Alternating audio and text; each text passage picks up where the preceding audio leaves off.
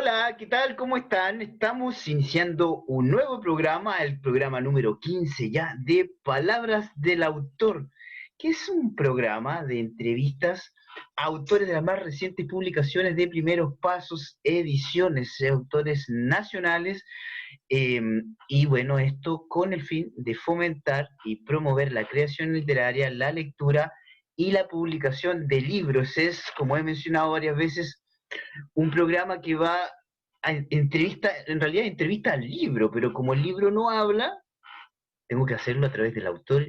Y ahora estoy con don Gabriel Terán Moreno, que lo voy a presentar primero antes que nada, que está en este momento en Suecia, donde vive desde hace muchos años. No pareciera, ¿no? Porque la tecnología nos permite hablar de manera perfecta, ¿no? Bueno, don Gabriel Terán Moreno nació en Rengo, es profesor y escritor, realizó sus estudios secundarios en el Liceo de Rengo y sus estudios superiores en la Facultad de Filosofía y Educación de la Universidad de Chile. A partir de noviembre de 1970 hasta el 11 de septiembre de 1973 se desempeñó en diferentes programas de educación de adultos en O'Higgins y Colchagua en el ámbito de la reforma agraria. En los primeros días del golpe militar es encarcelado y un año más tarde obligado a dejar el país. Desde entonces vive en Suecia, donde continuó sus estudios pedagógicos en la Universidad de Bucarest, donde obtuvo un máster en Historia de la Facultad de Historia y Filosofía. Desde 1980 hasta diciembre del 2012 se desempeñó como docente de Ciencias Sociales e Historia. Aquí a ver si usted me ayuda, don Gabriel, en la Runo Folkhögskola de Estocolmo. Sí, sí, Runo Folkhögskola. Está bien, está Lo bien. dije muy, sí, lo dije muy parecido. Sí, está bien. Que es un centro de estudios superiores perteneciente al movimiento de trabajadores de Suecia. Esta es la tercera obra que publica con Primeros Pasos Ediciones. Las otras dos son La huella de la luna y otros relatos, y Las campanas de Alma de Almadén. Don Gabriel, maravilloso tenerlo aquí en este programa. Eh, Primero que nada, preguntarle cómo es la versión sueca del coronavirus y cómo ha aprovechado estos tiempos de pandemia para trabajar en sus proyectos literarios. Mucho gusto de saludarlo, don Patricio. Igualmente, Es muy pues, grato estar en todo su un placer. programa. Gracias. Gracias. Bueno, Suecia, como usted sabe, ha llamado la atención por una forma diferente de enfrentar la pandemia. Aquí no se ha recurrido a los confinamientos, las escuelas, las guarderías han seguido funcionando de manera normal. Solamente los liceos y universidades trabajando a distancia, pero ahora cuando estamos iniciando el nuevo año escolar, aquí también los liceos van a continuar sus clases presenciales. El resto de las actividades también se desarrollan. Por cierto, hay algunas restricciones. Se han restringido los encuentros a un máximo de 50 personas, encuentros sociales. Eso ha afectado mucho al mundo de los espectáculos, de la cultura. Sí. También hay industrias que han reducido su personal, previendo las consecuencias económicas de la crisis. Y de hecho la única cuarentena, el único confinamiento que ha dictado el gobierno ha sido para los mayores que residen en residencias, hogares de ancianos. Ya. Porque ahí precisamente tuvo lugar una gran cantidad de contagios y víctimas.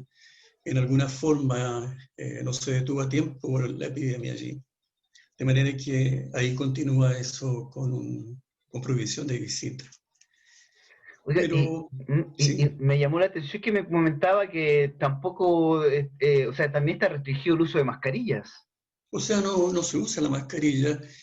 Hay gente que quiere usarla, que pide que las autoridades dictaminen que se use, pero la autoridad sueca considera que la mascarilla no ofrece mayor protección, o al contrario, la gente puede confiarse en que ofrece protección y perder el distanciamiento social que ellos consideran más importante. De manera que estamos sin mascarilla también. Y en el resto, bueno, los mayores de 70 se les recomienda no concurrir a los centros comerciales si no es necesario, mantener la distancia, etc. La distancia acá para todo el mundo es de 2 metros, por lo menos. Sí, Y fuera de eso, las personas que sienten síntomas deben permanecer por su propia voluntad en casa y llamar en caso de que sea un caso grave y necesite cuidado intensivo. ya, Es eso más o menos. Lo que pasa es que acá el sector público es bastante fuerte y la gente tiene confianza en ese sector público y en las recomendaciones que hace. Entonces, la mayor parte las respeta. Existen excepciones, por cierto, pero así funciona. ya. Y bueno, ¿cómo ha aprovechado el tiempo usted ahí para poder avanzar en su trabajo literario?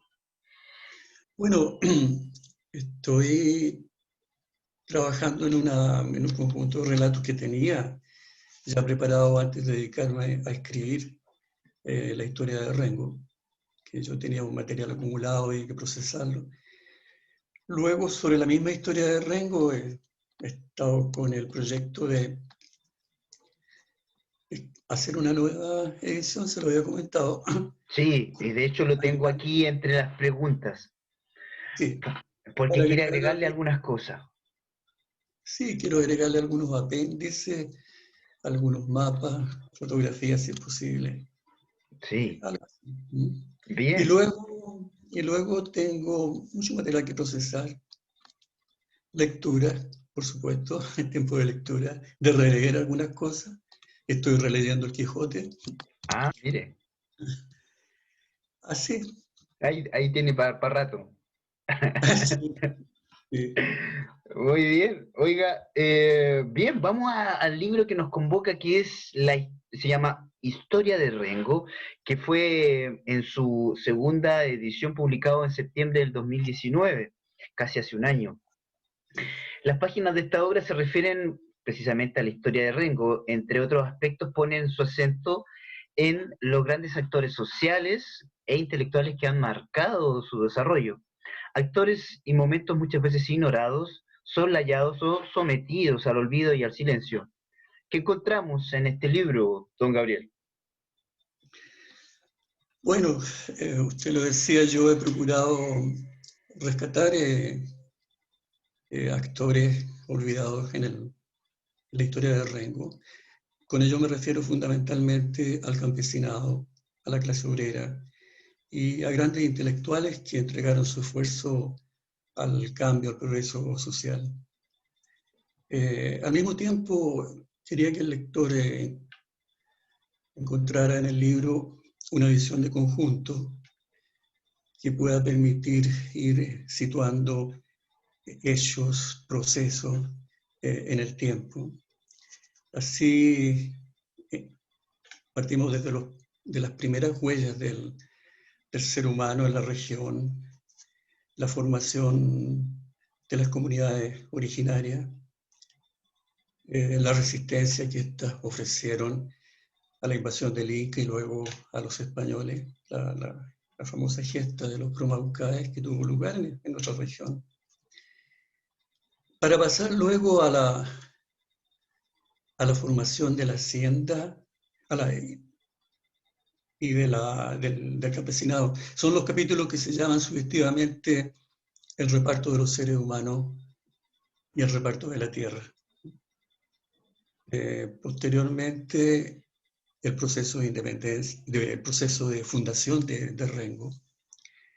Y yo le llamo proceso de fundación porque no he querido, no he aceptado yo que se reduzca simplemente a un decreto fundacional, es más complejo, más interesante de lo que se ha presentado. Y eso yo creo que es una de las contribuciones del libro a la historia de Rengo. Luego continuó con los primeros pasos durante la República Conservadora, las grandes confrontaciones sociales que hay durante el siglo XIX, la Revolución del 59 que termina en su parte central, en el centro de Chile, al norte de Rengo, en Pichiguao, los efectos para los trabajadores y para los campesinos de la Guerra del Pacífico, el período de Balmaceda, que es muy interesante, puesto que el Rengo era balmacedista, o sea, la mayor parte de los renguinos estaba con Balmaceda. Y a propósito de eso, en el libro y de las pandemias me refiero a aquel año 1887-88, cuando fue la pandemia del cólera, o sea, cuando la peste del cólera, que llegó a Valparaíso y luego se extendió al resto del país. A Rancagua llegó ya en enero de ese año y a Rengo. Y entonces se crearon acá lazaretos para aislar a la gente que tenía el cólera y cementerio. Hay un cementerio del cólera en el sector que se llama de la isla y un cerro que hoy día se conoce como el Cerro de las Ánimas. Pero lo interesante es que el gobernador Morán de esa época, que era balmacedista, dio importantes medidas en favor de la salud pública, siguiendo el pensamiento de Balmaceda, que después retomado en el Frente Popular con Pedro Aguirre Cerda y Salvador Allende de ministro de Salud. Y evidentemente en el desarrollo posterior de la República hasta el golpe militar, que cambia radicalmente las condiciones para la gente en el aspecto de salud. Así continuó ya en el siglo XX con la última confrontación que existe en Rengo entre la Iglesia y el poder público para crear un cementerio municipal. La avenida de Luis Emilio Recabarren a Rengo, que es un hito extraordinario que los renguinos no han sabido valorar. Él viene el 3 de septiembre de 1910, cuando se está celebrando los 100 años de independencia, y hace un balance bastante crudo de la realidad de los trabajadores y los campesinos. En 100 años de república, el balance es que los ricos son cada vez más ricos y los pobres cada vez más pobres. Esa conferencia, fíjense que 100 años de vida, pobres, ricos y pobres en 100 años de vida republicana, constituye un hito en la historiografía de los movimientos sociales y políticos de América Latina. Cuando se cumplieron 200 años, hubo seminarios en todo el mundo. Aquí en Estocolmo incluso tengo un libro, resultado del seminario. Y como les repito, a veces me preguntaba la gente, bueno, ¿y en Rengo qué hicieron? Y yo no puedo decir qué hicieron porque realmente es una página que se ha ignorado como otras tantas páginas interesantes. Luego, el desarrollo posterior desde el Frente Popular, la gran creación cultural que fue el Ateneo Caupolicán, que durante 3 décadas irradió su inspiración en todos los ámbitos de la cultura del departamento de Caupolicán.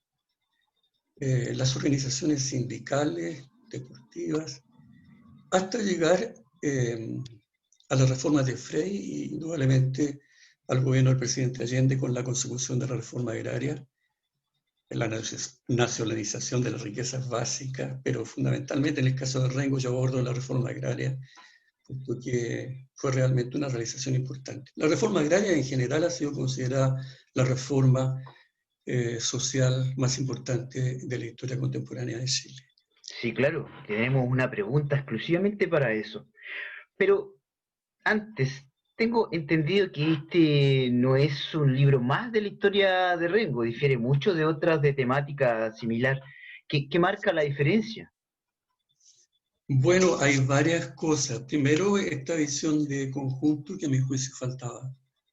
Es decir, que permita no solamente al lector, sino que a los que quieran seguir investigando, poder situar los diferentes hechos y procesos históricos en el tiempo. El otro aspecto que yo he querido desarrollar es la interrelación entre la historia de Rengo, del departamento del Caupolicán, y la historia regional. Y por supuesto, la historia del país en su contexto más amplio, puesto que solo así es posible dilucidar una serie de cuestiones en las que a veces falta la información, incluso desde los primeros tiempos en que la arqueología nos entrega los mensajes de la historia. Entonces, excavaciones que se han realizado en el ámbito de Rengo y lo que era el departamento de Caupolicán, es necesario complementarlas con las que se han realizado en toda la región para formarse un cuadro, por ejemplo, de todo lo que ha sucedido. Luego, tal vez yo más adelante me refiera el aspecto de la fundación de Rengo, es indudablemente, yo creo que aquí el libro hace un aporte a la historia de Rengo, porque se había limitado a una referencia colonial en Marín de Poveda, perdón, que realmente no tuvo consecuencias en la historia de Rengo. Y posteriormente se limitaba a recordar los decretos gubernamentales en 1925 y 81, pero hay un proceso que viene más profundo, que tiene sus raíces en las grandes contradicciones del corregimiento de Colchagua y en las confrontaciones que agitan a Chile a partir de la abdicación de O'Higgins hasta 1930, en que se enfrentan dos modelos diferentes de concebir la república, el federalismo, el centralismo, los liberales, los conservadores. Y eso se va a reflejar en la región, se va a reflejar. Entonces ese proceso marca también el proceso de nacimiento de lo que iba a ser Rengo. Primero como villa de Río Claro, para luego ser cabecera de un nuevo departamento, el departamento de Caupolicán, que es el primer quiebre de lo que fue el poderoso corregimiento de Colchagua. Y bueno, ahí está, y eso es lo que yo más adelante, y está en el libro, la petición que los vecinos de Río Claro envían al gobierno de Freire para confirmar el carácter de Villa Río Claro, para fundar la villa. Y esa petición es extraordinariamente interesante. Creo que no la tienen muchas ciudades en Chile. Y vamos a ver, ellos, curiosamente, ha sido totalmente ignorada por la historiografía local, digamos, o crónicas locales. Esos aspectos, por ejemplo, son originales. Luego todo lo que tiene que ver con, yo le decía, con la situación de los campesinos. Yo investigué en el Archivo Nacional y tengo documentos, por ejemplo, en el año 1870 hay un documento muy interesante para el departamento de Caupolicán, en que el autor, que él mismo es un hacendado, dice que los campesinos viven entonces peor que los esclavos en los países que mantienen la esclavitud.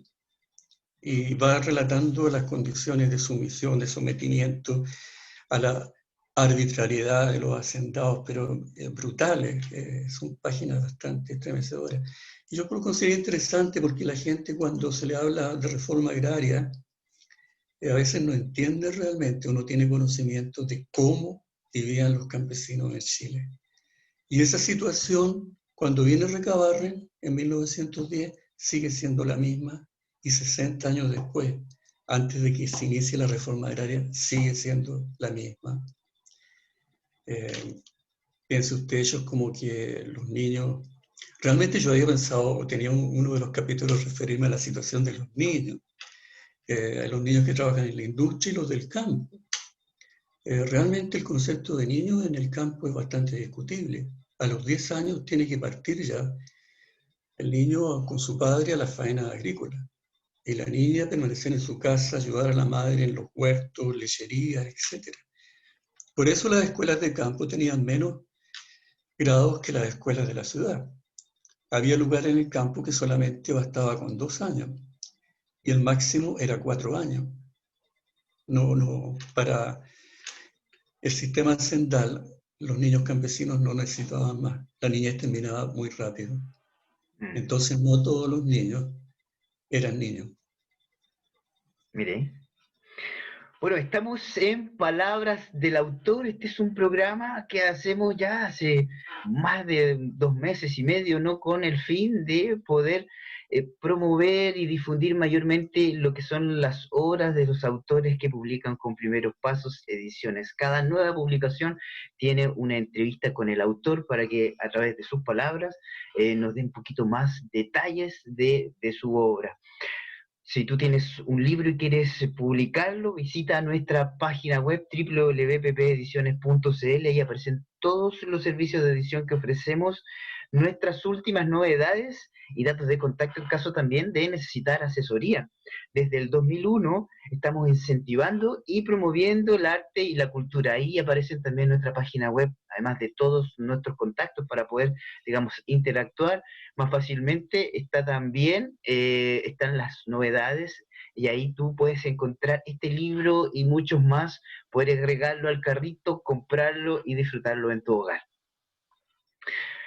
Bien, don Gabriel, bueno, ya ha mencionado usted que la obra termina con la reforma agraria. Ahora sí, ya llegamos a esta pregunta que, por supuesto, y ya mencionaba, es la reforma social más importante del último siglo. Cuéntenos de ello. Bueno, la lucha por la reforma agraria fue larga, yo diría tan larga como la historia de la hacienda y del sistema social que engendró. En los años 60, la Alianza para el Progreso, fue el presidente Kennedy de Estados Unidos que propuso un programa de reforma en que estaba incluida la reforma agraria un poco porque consideraban que el continente era realmente como un polvorín explosivo. Entonces había que crear un cierto dique de contención realizando reformas agrarias. En ese tiempo la Iglesia realizó algunos pasos interesantes y el obispo Larraín, el obispo rojo que le llamaban, realiza las primeras cooperativas, o sea, entrega las tierras de la Iglesia. La Iglesia tenía una gran cantidad de tierra a los campesinos que vivían y trabajaban en ella para formar cooperativas. Curiosamente, él pereció en un accidente ahí en la carretera frente a Rengo. Yo, es una de las grandes figuras de la iglesia, y yo en los últimos años que he ido miraba dónde está, había una gran placa de recordatoria, pero ahora ya no está. La verdad que en Rengo los monumentos duran poco. Ya. Y, Bueno, ahí hay en la plaza, bueno, me imagino que igual tratan últimamente de darle un poquito más de cuidado, ¿no? sí, bueno, lo que le decía, después de esto,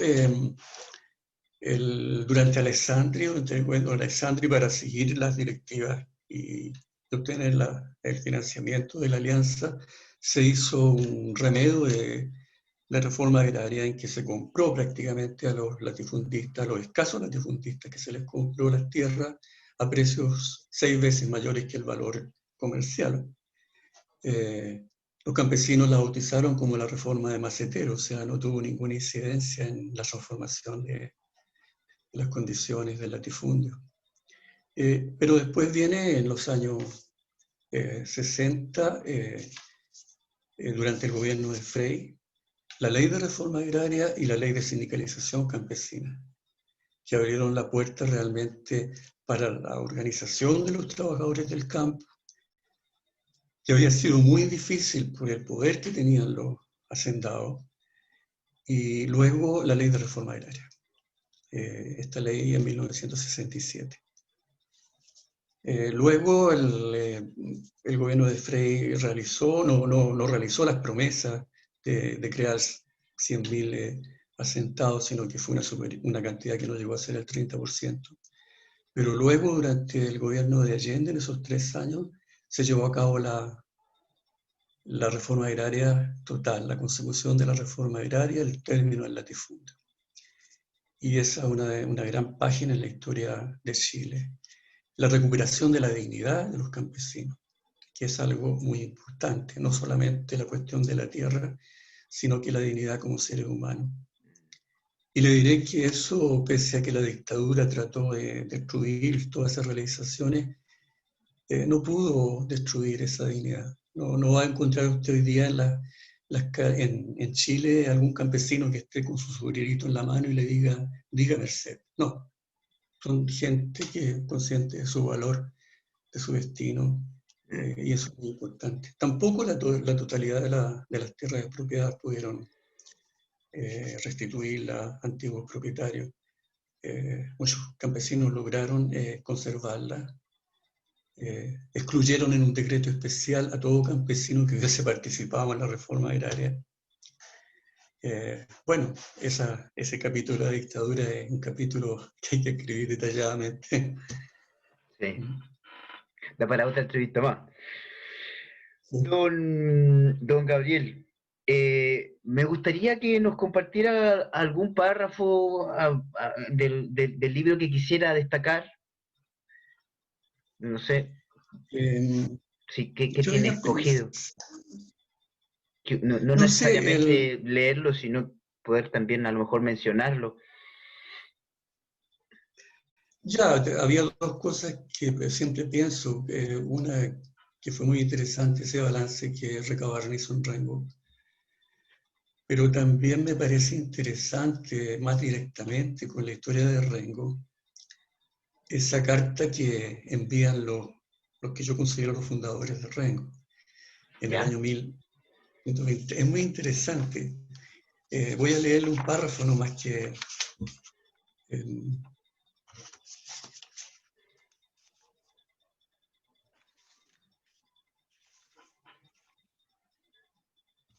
bueno, yo primero aclaro quiénes son los vecinos de Río Claro, gente que participó en las luchas de la independencia. Había todo, Manuel Rodríguez tenía en Rengo y alrededores todo un círculo en un amplio abanico social que apoyaba sus actividades, desde los cerros de Pupeta hasta los bosques de Naicura. Cuando se prepara la toma de San Fernando para desestabilizar al gobierno de Marcos del Pont, los vecinos del Río Claro están ahí en primer lugar, y por supuesto también cuando fueron las persecuciones. Marcos del Pont envió una lista especial para detenerlos y castigarlos. Pero en la fundación del Rengo, dicen ellos,